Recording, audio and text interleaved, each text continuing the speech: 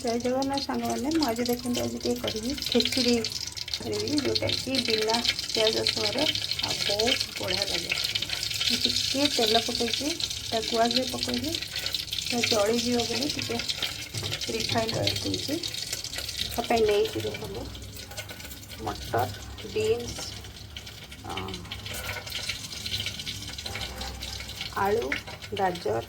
आटा किसी मशरूम दिला मो पाखे आ फूलकोबी आटा किसी भूषण पत्र आ गोटे पटिया माने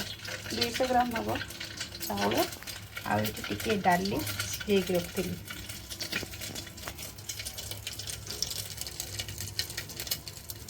प्रथम हेल्दी पकईली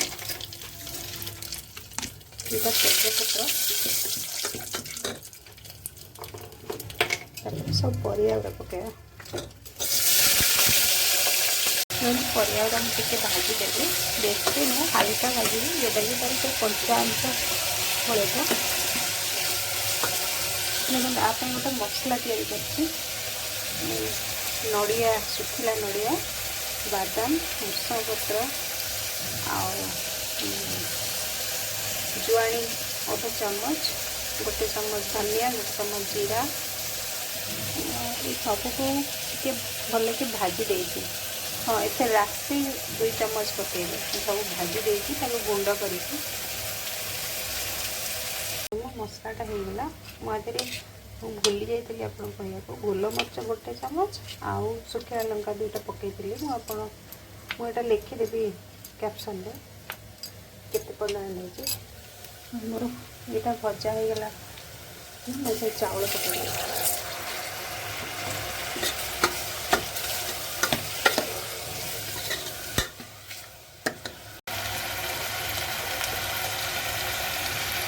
स्वाद अनुसार लुण पकेबी बेसिक आपको लुण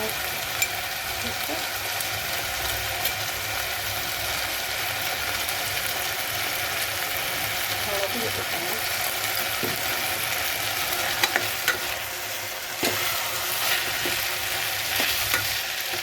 चाउल का मत भाजीगला सिझे रखी डाली पकड़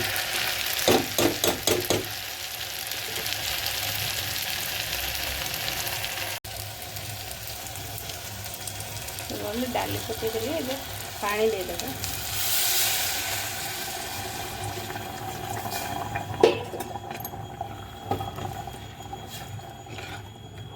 ये बहुत इजी और झटपट हो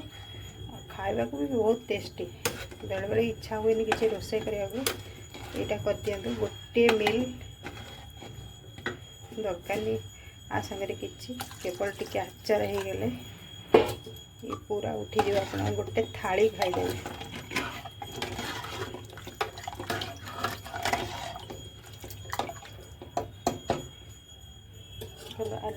ढक्कन लगे आम 2टा हुईसेल दबा को छाड़देवा देखो मोर सीझीगला खेचड़ी पाई करी बढ़िया कि आराम से सीझी जाए सब जाक किए मत बहलिया लगे से मुझे पानी देती पानी देके फुटवा ये गोटे तापाई फुटण कर गुआ घी गरम कली जीरा और शुखला लंका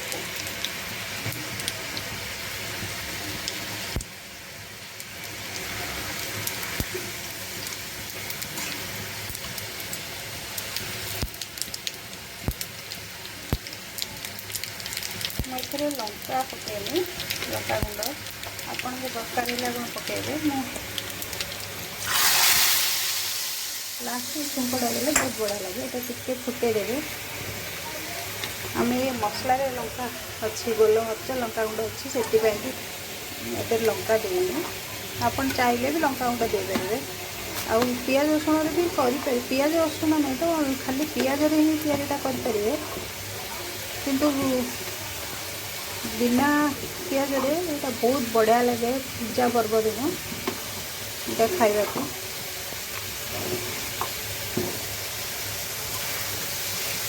मुझे पत्ती मटर और पनीर और मटर टा भाजी दूसरी पियाज जो मटरटा भुजिगला सादा मसला कटिली जीरा धनिया काजू आगे राशि डालचिनी गुजराती ये पकड़ मो बाटी कर चिकन मोर खेचुरीटा फुटीगला एति ही रखिए से कारण जिते ठंडा हम से बहलिया होती रखी गैस बंद करदे। आपन चाहिए ये मसला एबे भी पकई पारे ना खाइला बेले भी पकई पारे।